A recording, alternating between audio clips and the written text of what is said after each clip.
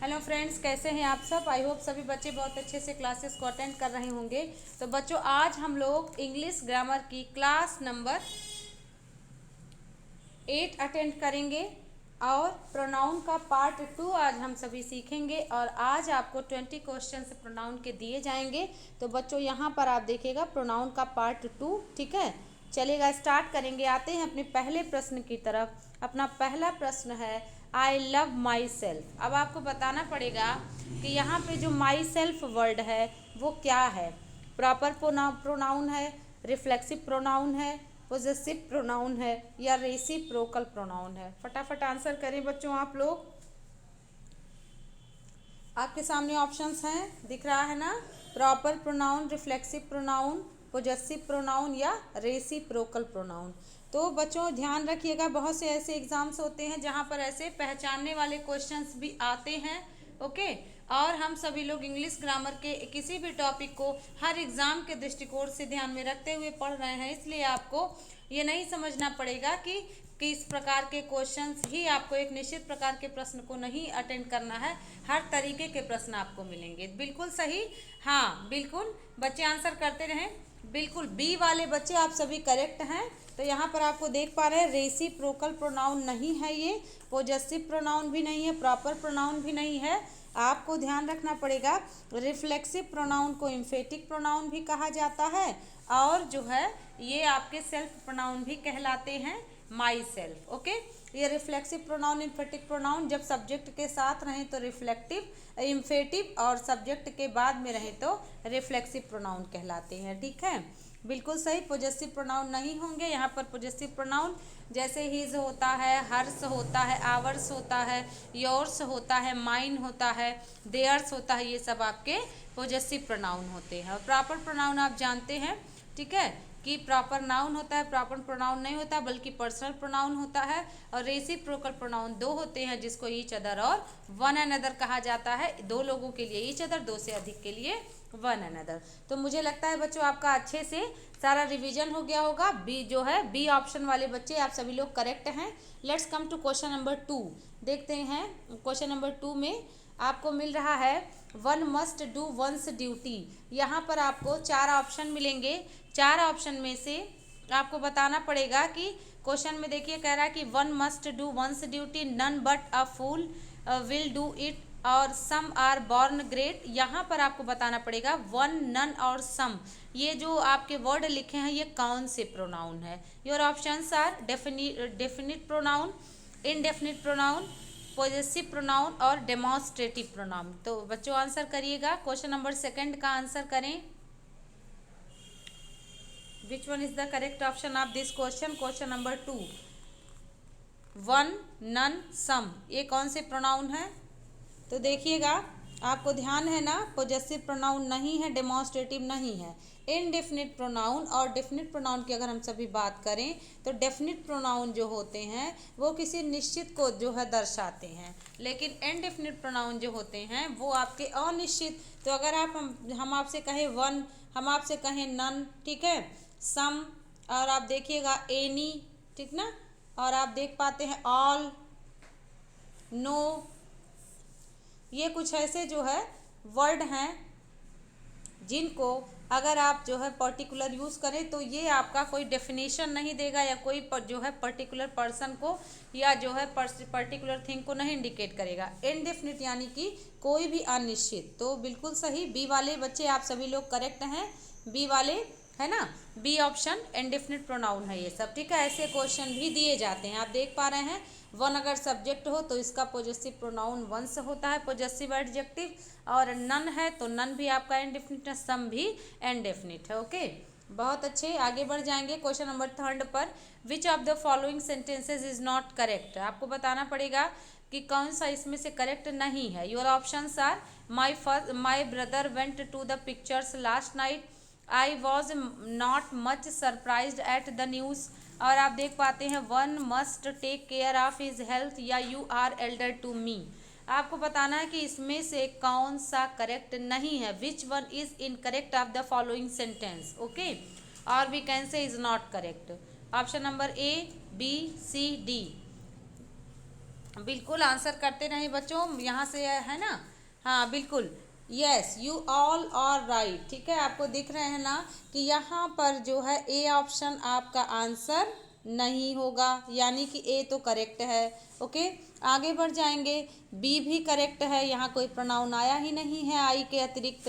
One must, तो यहाँ पे बच्चों आपको याद होगा ना, वन के साथ इसका पोजेसिव केस क्या होता है, वंस होता है। और अपने सेंटेंस में यहाँ पर देखिए हिज किया हुआ है। ठीक है, ऐसे क्वेश्चंस आपको एग्जाम में बार बार मिलेंगे। ठीक है, तो वन हो तो वंस होता है। Okay, you are elder to me ये करेक्ट है, आपको नॉट करेक्ट या इनकरेक्ट ढूंढना था। तो सी वाले बच्चे आप सभी लोग करेक्ट हैं। ठीक है, चलेंगे क्वेश्चन नंबर 4 पर। Which of the following sentences is not correct, यहाँ पर भी बताना है which one is incorrect of the following sentences. पहला ऑप्शन देखेंगे, let me know if you love me. दूसरा है when the class is over we go to play in the field. Third one is he as well as I is guilty. या आप देख पाते हैं after searching I the police set me free. बताइएगा, बहुत ही important points आप पढ़ रहे हैं, बहुत ही इम्पॉर्टेंट टॉपिक है। देखिए बच्चों, अगर आप एकेडमिक लेवल पे पढ़ते हैं तो चीज़ें आसान होती हैं, बट जब आप कॉम्पिटिटिव एग्ज़ाम में जो है किसी भी टॉपिक को पढ़ते हैं तो आपको बहुत ही जो है अच्छे से पढ़ना होता है, अदरवाइज़ आपके मार्क्स गलत हो जाते हैं, यानी कि कट जाते हैं। तो ध्यान रखिएगा, ए वाले बच्चे बिल्कुल नहीं, ये सेंटेंस करेक्ट है। बी भी करेक्ट है, सी भी करेक्ट है। ठीक है, डी ही नहीं करेक्ट है, इसका मतलब आफ्टर सर्चिंग आई नहीं होना चाहिए था। यहाँ पर आपको लेट मी नो मुझे जानने दो, इफ़ यू लव मी ये तो करेक्ट है, अपने को नॉट करेक्ट ढूंढना है। When the class is over we go to play, let के बाद ऑब्जेक्टिव केस आता है, आप देख पा रहे हैं आया हुआ है। ठीक है, ही एज वेल एज आई, तो आपको बताया गया है अगर एज वेल एज हो, एंड नॉट हो, ठीक है, विद अ व्यू टू हो, इन एडिशन टू हो, टुगेदर विथ हो, तो दो सब्जेक्ट इसके साथ अगर ऐड हों तो सब जो हेल्पिंग वर्ब होगा वो पहले सब्जेक्ट के अनुसार लगता है, आपको याद होगा ना। तो यहाँ पर आप देखिए आई के साथ इज यहाँ पे करेक्ट है। ओके, बिल्कुल भी कंफ्यूज नहीं होना है बच्चों, यही सारी चीज़ें आपको एग्जाम्स में मिलेंगी। और डी क्यों इनकरेक्ट है इसको आप देख लीजिएगा।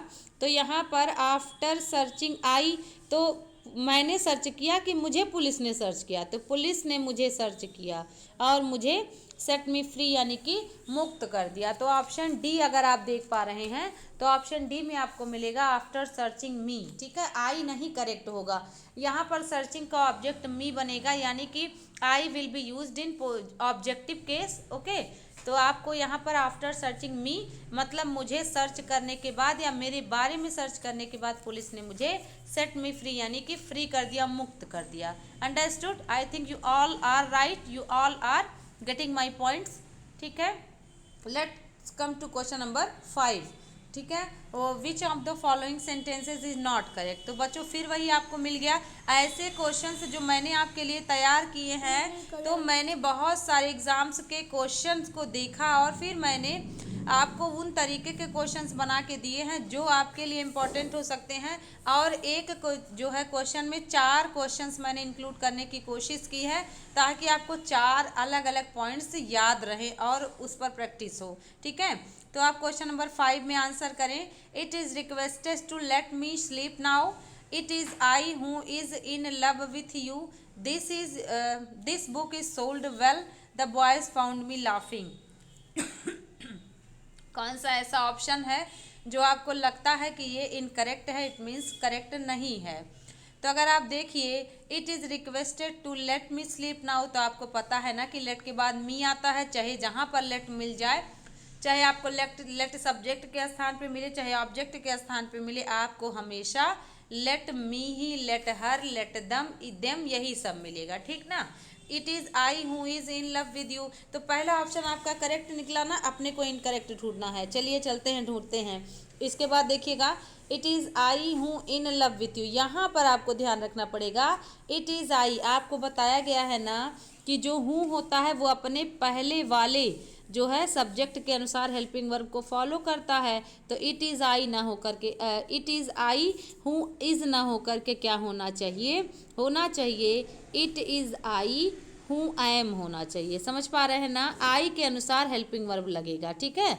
अगर इट इज़ दे होता तो हूँ आर होता, इट इज़ ही होता तो हूँ इज़ होता। बात समझ पा रहे हैं ना, इट इज़ आई है तो हूँ आई एम होगा, और ऐसे सेंस में सब्जेक्टिव केस के प्रोनाउन आते हैं। ओके, तो चलिएगा, यह भी करेक्ट जो है, ये भी आपको पता चल गया ना। तो यही अपना आंसर था, ऑप्शन नंबर बी बिल्कुल सही। जो बच्चे बी ऑप्शन को करेक्ट कर रहे हैं, अब बच्चों आप देख पा रहे हैं ना कि कोई ऐसे टॉपिक या कोई ऐसे पॉइंट्स नहीं है जो आपको बताया न जाता हो, ठीक है। बार बार यही प्रयास रहता है कि मेरे बच्चे बहुत मेहनत करें और सारे पॉइंट्स पर वो ध्यान दे पाएँ। सी वाला देखिए, the book is sold well, ये तो ठीक ठाक है। डी देखिए, the boys found me laughing, लड़के ने मुझे हंसते हुए देखा या पाया, यह भी करेक्ट है। तो बी क्यों इनकरेक्ट था आपको पता चल गया ना। बिल्कुल, बी वाले बच्चे आप सभी लोग करेक्ट जा रहे हैं, हाँ बिल्कुल। चलिएगा आगे बढ़ते हैं क्वेश्चन नंबर 6 पर।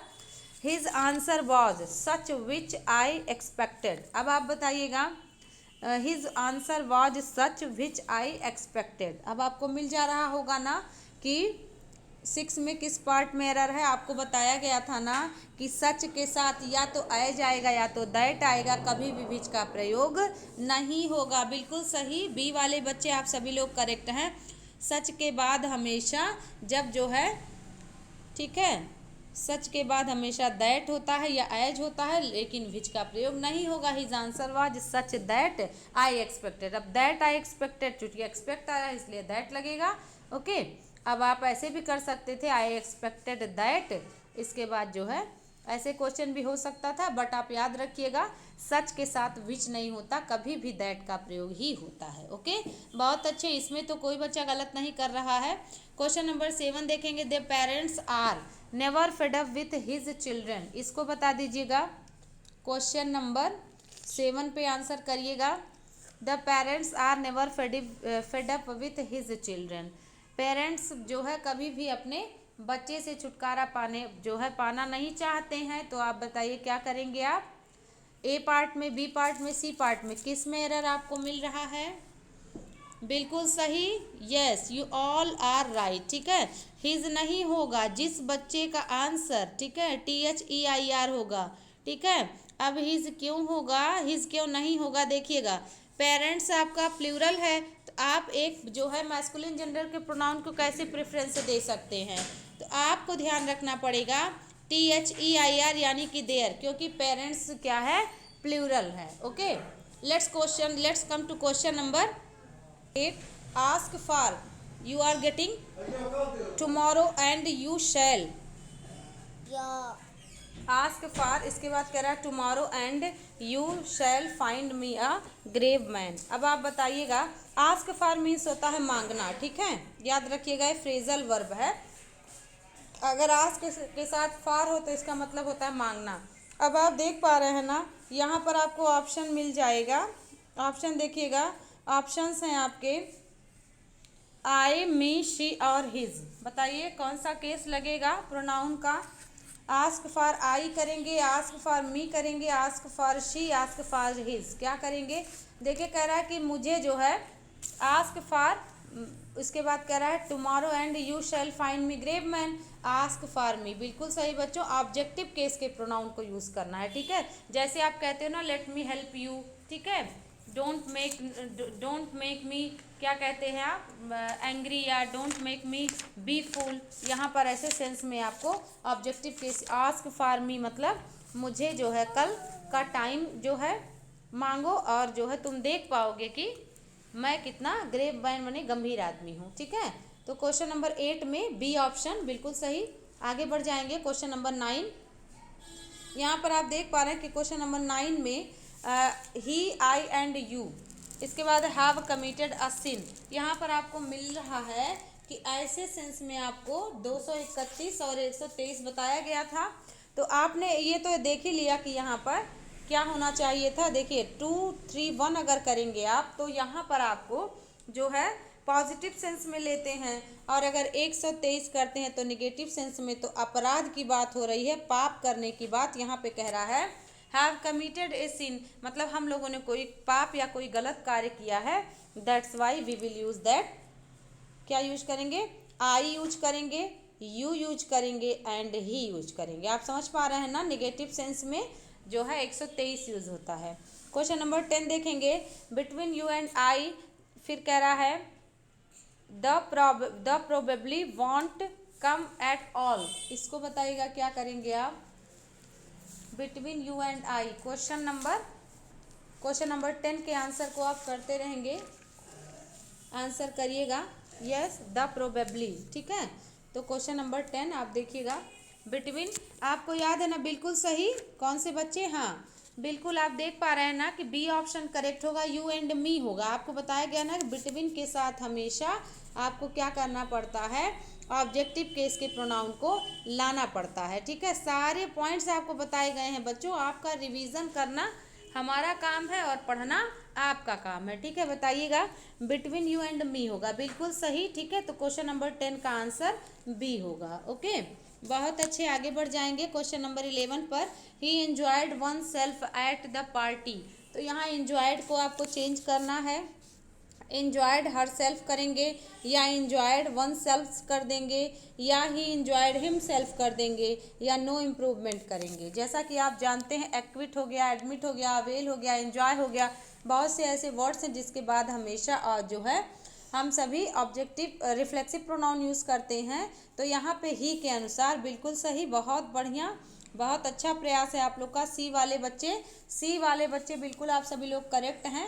तो यहाँ पर सी ऑप्शन करेक्ट होगा, ही के अनुसार हिम सेल्फ लगेगा, ना कि वन सेल्फ लगेगा, ठीक है ना। तो आप सभी लोग बिल्कुल सही। आगे बढ़ेंगे, क्वेश्चन नंबर 12 देख लें। क्वेश्चन नंबर 12 आप जो है आंसर करिएगा। 12 देखिए, the principal ordered the peon to let the boys and I go in, इसमें बताइएगा, the principal ordered the peon to let the boys and I go in, इसमें आपको बताना पड़ेगा किस पार्ट में एरर है। क्वेश्चन नंबर 12 बहुत ध्यान से पढ़िए, इससे रिलेटेड क्वेश्चंस आपने किए भी हैं बहुत अच्छे से, बिल्कुल सही। सी वाले बच्चे आप सभी लोग करेक्ट हैं। लेट के बाद ऑब्जेक्टिव केस होगा तो आई के स्थान पे मी हो जाएगा। देखने में आपको ये सेंटेंस इनकरेक्ट लगेगा, बट लेट की वजह से ऑब्जेक्टिव केस ही करेक्ट है। तो the principal ordered the peon to let the boys and me go, ना कि आई गो, ओके। तो ऑप्शन नंबर सी करेक्ट है। आगे बढ़ जाएंगे, question number 13, this is the only information I wanted to share with you, यहाँ पर आप बताइएगा क्या करेक्शन होगा। This is the only information I wanted to share with you, यहाँ बताइए विच करेंगे या वॉट करेंगे कि दैट करेंगे कि दोज करेंगे।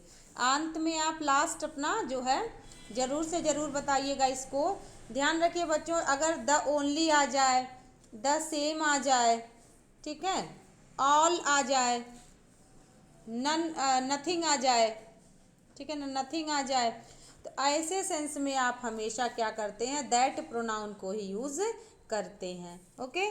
जैसे आपने पढ़ा है ना, all that glitters is not gold, ठीक है, हर चमकती चीज़ सोना नहीं होती। तो द ओनली की वजह से यहाँ पर आपको अनिवार्य रूप से दैट ही लगाना है, ठीक है। तो सी वाले बच्चे आप सभी लोग करेक्ट हैं। जिन बच्चों का आंसर सी आ रहा है वे सभी करेक्ट हैं। योर आर, फिर है द सेम प्रॉब्लम्स, इसके बाद कह रहा है माइन, यहाँ पर भी वही आपको पैटर्न अपनाना पड़ेगा, ठीक है। द सेम आ गया ना, कुछ कीवर्ड्स होते हैं जो आपके क्वेश्चन में मिल जाते हैं। द सेम आ गया, सीधे आप क्या करेंगे, दैट को यूज़ कर लेंगे, ठीक है। तो आप देखिएगा दैट करिएगा, आंसर करेक्ट हो जाएगा। आगे बढ़ जाएंगे, क्वेश्चन नंबर 15, ठीक है। क्वेश्चन नंबर 15 देखिएगा, the 5 brothers are at daggers drawn, so इसके बाद they feel it below his dignity to talk to one another, यहाँ पर बताइएगा क्वेश्चन नंबर 15 में कोई आंसर आपको मिल रहा है। क्वेश्चन नंबर 15 देखिए बच्चों, क्वेश्चन लंबे हो सकते हैं बट आपको अपने रूल पर ही चलना होगा।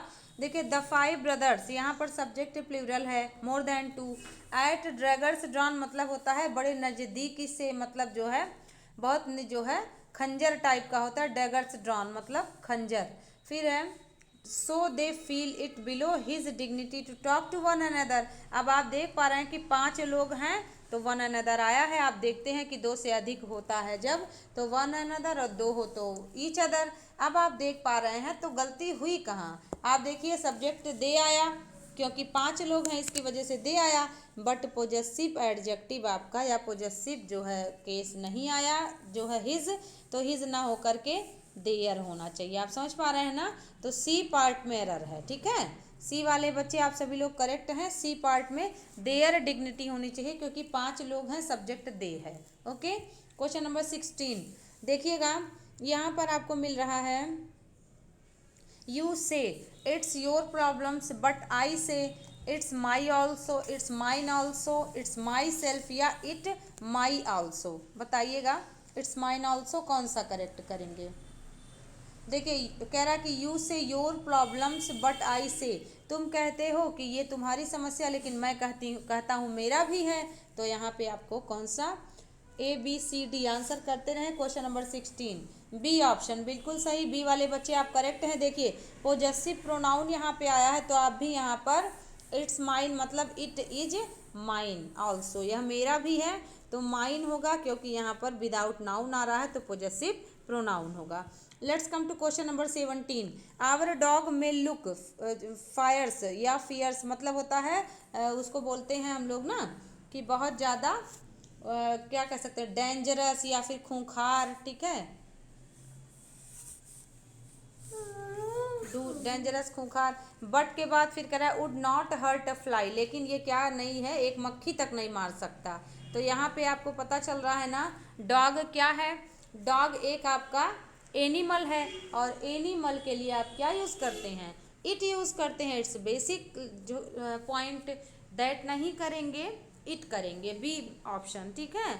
आप जानते हैं कि नॉन लिविंग के लिए और बच्चों के लिए, बेबी वगैरह के लिए और एनिमल्स के लिए आप इट प्रोनाउन का यूज़ करते हैं। Let's come to question number 18 she was more garrulous. Garrulous मतलब होता है भोला भाला सीधा साधा, ठीक है। बातूनी भी होता है टॉकेटिव, ठीक है। लोक्वाशियस, बहुत सारे वर्ड्स हैं, लोक्वाशियस, टॉकेटिव, गारुलस, ओके। तो कह रहा है दैन फिर 3 सिस्टर्स। अब आप बताइएगा क्या करेंगे, आइदर ऑफ हर कर देंगे, नाइदर ऑफ हर कर देंगे, या एनी ऑफ हर कर देंगे, या सब कुछ कर सकते हैं, किसी मतलब ए बी सी तीनों कर सकते हैं। बताएंगे कौन सा करेक्शन आप करेंगे इसमें। तो बच्चों आप ध्यान रखिएगा, she was more garrulous than 3 sisters, तो 3 बहनों की तुलना हो रही है ना एनी ऑफ हर, ठीक है। क्यों, क्योंकि आपने पढ़ रखा है कि जब पॉजिटिव सेंस में यूज हो तो आइदर का स्थान एक से अधिक की बात हो, 2 से अधिक की बात हो तो एनी लेता है, और नेगेटिव सेंस में नाइदर का स्थान हो तो आप नन को देते हैं। तो यहाँ पर जो है आप क्या करेंगे, एनी ऑफर, क्योंकि 3 बहनें हैं। क्वेश्चन नंबर 19 देखिएगा the master did not know how, did not know who, इसके बाद कह रहा है of the servants broke the, इसके बाद कह रहा है एक्सपेंसिव डिनर सेट, यानी कि वो जानना चाह रहा है कि कौन जो है उसका एक्सपेंसिव डिनर सेट तोड़ा है। क्वेश्चन नंबर 19 बताइएगा कौन सा करेक्शन होगा, आप करेंगे, ठीक है। बताइएगा the master did not know, जान नहीं पाया, हु ऑफ द, इसके बाद कह रहा है सर्वेंट्स ब्रोक द।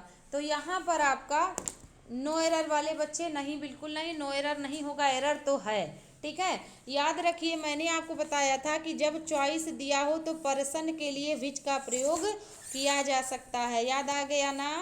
पर्सन का प्रयोग किया जा सकता है विच के लिए जब जो है चॉइस दिया हो, ठीक है।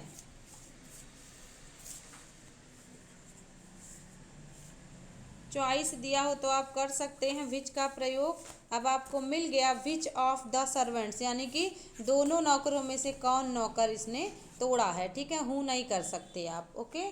तो यहाँ पर ए पार्ट में एरर है, ओके। क्वेश्चन नंबर 20 देखिएगा none of the 2 ministers was available for comments.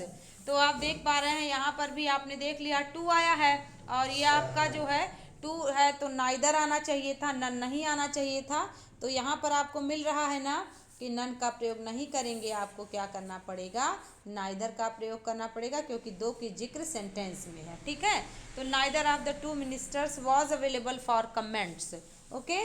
तो आप समझ पा रहे हैं ना कि कौन कौन से मुख्य बिंदु हैं, कैसे क्वेश्चंस एग्जाम में बन रहे हैं। तो ज़रूर से ज़रूर बच्चों ये को जो है सेशन लाइक कर दिया करें, शेयर कर दिया करें। जितना ज़्यादा आप फैला पाएँ उतना ज़्यादा फैलाएं। तात्पर्य ये है कि बहुत से बच्चों की हेल्प होगी और जो है मुझे भी मोटिवेशन मिलेगा। अपने स्कोर बताएं, आपने क्या स्कोर किया है।